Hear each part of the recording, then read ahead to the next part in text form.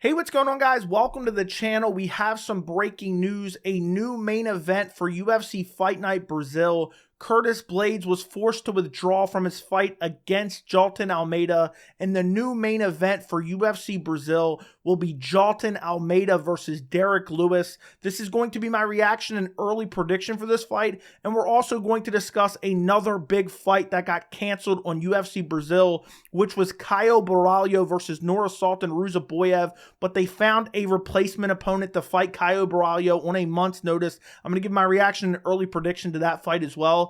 But my initial reaction to this news is very disappointed, because you look at Jailton Almeida, a lot of people look at him as a future contender in the heavyweight division, a surging contender in the heavyweight division.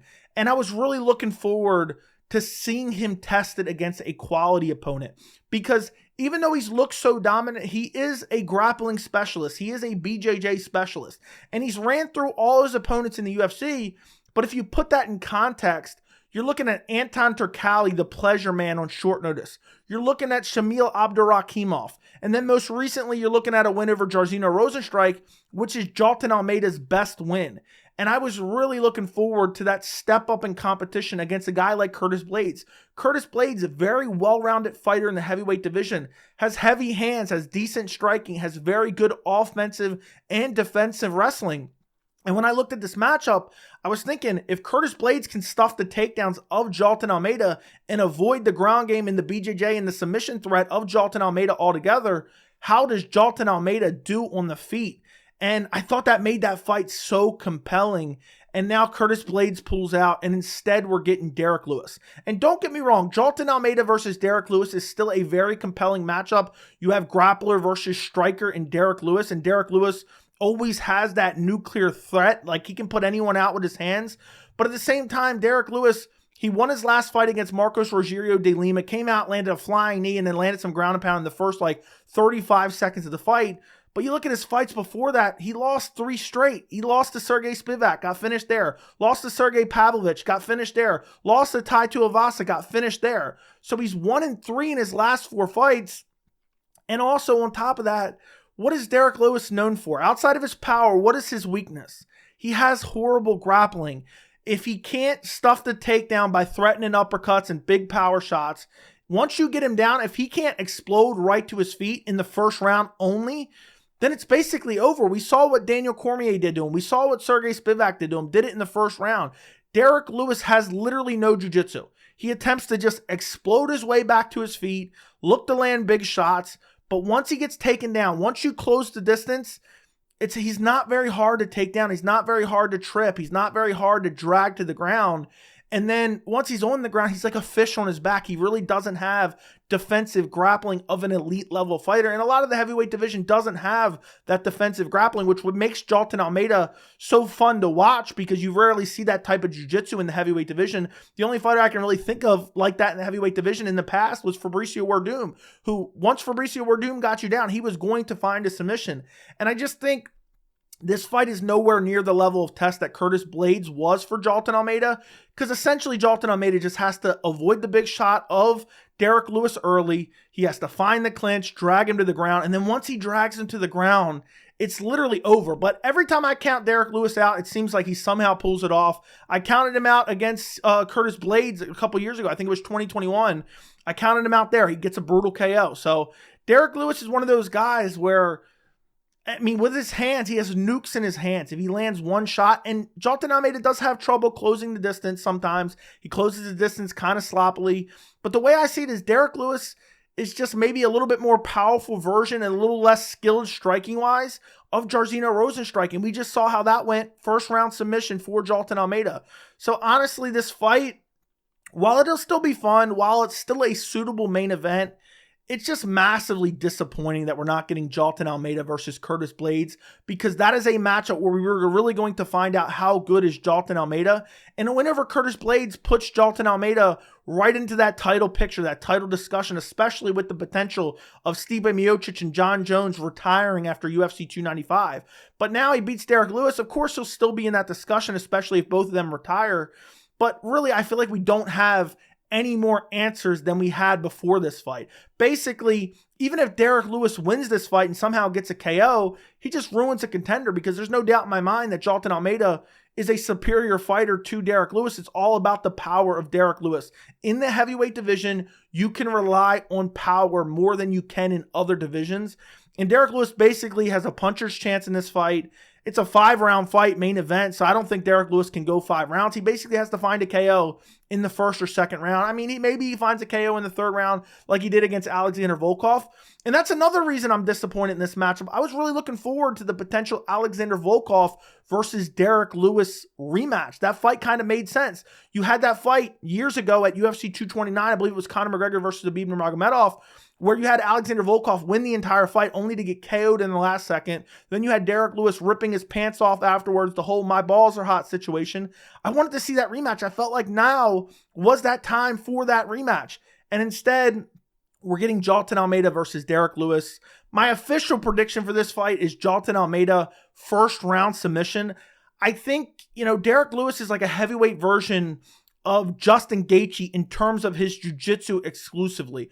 Once you get him down, he just doesn't have anything to offer off of his back. He tries to power his way to his feet. If he can't power his way to his feet in like the first few minutes of the fight, it's basically over. He gives up his neck. So for an early prediction for this fight, I'm going to go first round submission, Jailton Almeida. I'll say a rear naked choke. But don't get me wrong, Derrick Lewis can definitely clip Jailton Almeida as he attempts to close the distance, and maybe Derrick Lewis gets a KO that way. But ultimately, I think Almeida goes out there, ragdolls him to the ground. I think he shoots on a takedown immediately, gets the takedown, finds the takedown. Derrick Lewis tries to explode back to his feet. He gets dragged down again, and eventually Jailton Almeida, I think it'll happen in the first 3 minutes of the fight. I think Almeida will get a rear naked choke win over Derrick Lewis. Now, in terms of the other fight that was canceled, and I'm very disappointed in this cancellation as well. UFC Brazil is still a very good fight night card, but I made a video earlier this week, like top 5 low-key bangers that was going to be in the next few months in 2023 in the UFC, where you had kind of underrated contenders where these fights were flying under the radar, and one of them was Caio Borralho versus Nursultan Ruziboyev. And literally 2 days later, it comes out Nursultan Ruziboyev has pulled out of the fight. But luckily for us, the UFC found a replacement. We are now getting Caio Borralho versus Abus Magomedov. And this fight is highly compelling as well. But I'm just disappointed. I really wanted to see Borralho versus Ruziboyev. I really wanted to see if Ruziboyev could one-up that celebration he had with his coach in his UFC debut. And it's just overall disappointing, because that was one of those fights where these guys are both up-and-coming contenders, and it was very, very compelling. And now you still get a very compelling matchup with Abus Magomedov stepping in. But I don't trust Abus Magomedov's stamina on short notice. Does anybody trust his stamina on short notice? I certainly don't. Abus Magomedov literally could potentially be UFC champion right now if he had more than 1 round of stamina. He went out there and was beating the brakes off of Sean Strickland in the first round over the summer. He had a full camp for that fight. He had a full camp. It was a main event. It was a 5-round fight in the main event. And he just completely gasses out by the second round. Basically gasses out. And he had a break because I think there was like a nut shot or an eye poke. I think it was an eye poke in the first round. So he had like a 5-minute break. And he still gassed out that early. And I know he was really going after Sean Strickland. But now look what happened now. Sean Strickland ends up getting the title shot because Dricus du Plessis isn't ready for UFC 293. And Sean Strickland gets the title shot and he wins the title. So had Abus Magomedov actually had stamina, maybe he beats Sean Strickland in a different universe, and then he gets the title shot against Israel Adesanya. And maybe right now we're looking at Abus Magomedov as UFC middleweight champion. But instead now he's fighting Caio Borralho, 2 unranked middleweights at UFC Fight Night Brazil. I still absolutely love this matchup. I think both guys are very highly skilled. I think both guys are future, maybe top 15 contenders. Abus, I'm kind of off on because I think he's really highly skilled. I can't trust a guy with literally less than 5 minutes of cardio. You're supposed to be a professional MMA fighter and you have less than 5 minutes of cardio. So I am a little bit like, okay, does he actually have any cardio? And now he's taking this fight on short notice. Was he preparing for another fight? And also Caio Borralho Really good pressure, really good grappling, really good jiu-jitsu.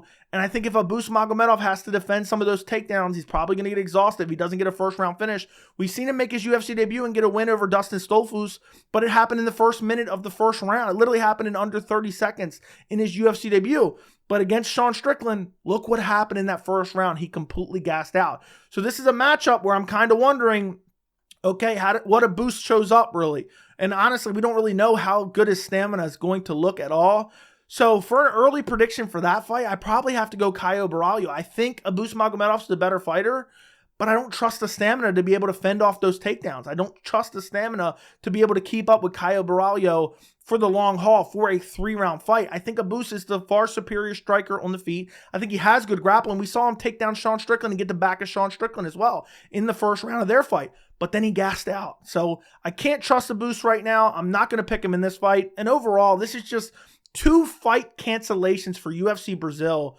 That is just super disappointing. But I'm happy the UFC found some late notice replacements because this is still a really good card. You have Jailton Almeida versus Derrick Lewis as the main event. You have Gabriel Bonfim versus Nicholas Dalby as the co-main event. You have Rodolfo Vieira versus Armin Petrosian, which is a really good fight. You have Ismail Bonfim versus Vince Pichel. You have Caio Borralho versus Abus Magomedov. I mean, this is a solid card. You have Els Brenner versus Esteban Ribovics. That's a great fight as well. And don't forget, Elizeu Zaleski dos Santos versus Renat Fakhretdinov. Another outright banger on this UFC Brazil card. So it's still a solid card. It just kind of, let's just say it was an 8 as an overall UFC Fight Night card. It's now kind of knocked down to like a 6 because I really think those original matchups, Jailton Almeida versus Curtis Blaydes and Caio Borralho versus Abus Magomedov, were much better fights. But in terms of an early prediction for Borralho versus Magomedov, I'm going to go Borralho via like late 2nd round, early 3rd round submission because I just don't think Ruzaboyev, I don't think he has the cardio. I don't think he has the cardio on short notice. I could see him getting a 1st round KO. He does have really dynamic, powerful kicks, but I can't trust him right now. After seeing that performance against Sean Strickland, I was thinking, how has this guy had a full training camp for a fight and have less than 5 minutes of cardio? So overall, UFC Brazil, really excited for, really looking forward to, but it does take a hit here. Let me know what you guys think of both these fights down in the comments. Is anyone picking Derrick Lewis? Let me know down in the comments. Also, are you trusting Abus Magomedov? I'm genuinely curious. Don't forget to like the video. Don't forget to subscribe to the channel, and thank you so much for watching.